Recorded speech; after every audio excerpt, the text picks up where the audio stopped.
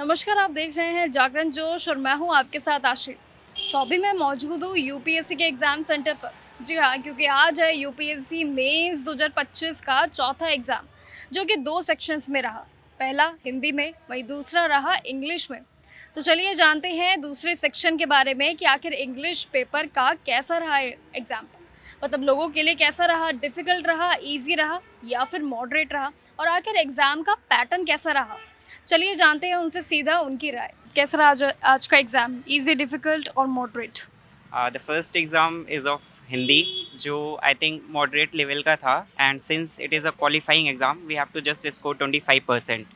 So I think it was the okay exam, okay level. And the second one is of English, and it was little difficult, but you can score 25%.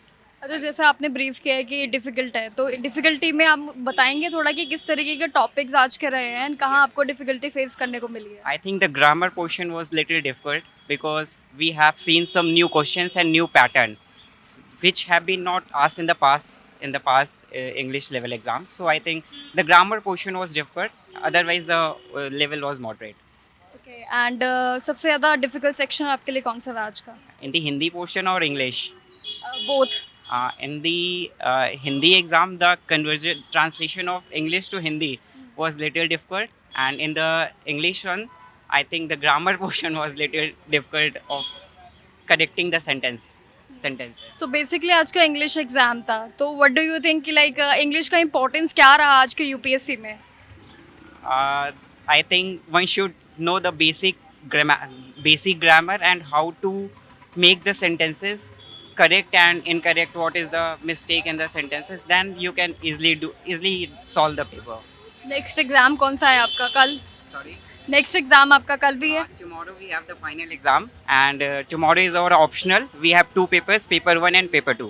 Okay, preparation कैसी चल रही है उसकी? Preparation almost तो complete हो चुका है. Just we have to revise, fast revision we have to do. कैसा रहा आपका एग्ज़ाम? ईज़ी, डिफ़िकल्ट और मॉडरेट? नहीं, थोड़ा-सा मॉडरेट बोलूँगा क्योंकि उसमें मतलब जो क्या बोलते हैं प्रिसाइज़ राइटिंग और जो पैराग्राफ आया था जिससे आंसर ढूँढना था वो थोड़ा-सा डिफ़िकल्ट था ऐसे करके। बाकी ओवरऑल ठीक है क्योंकि सब पास हो जाते हैं, बस पूरा करके पेपर आ जाओ।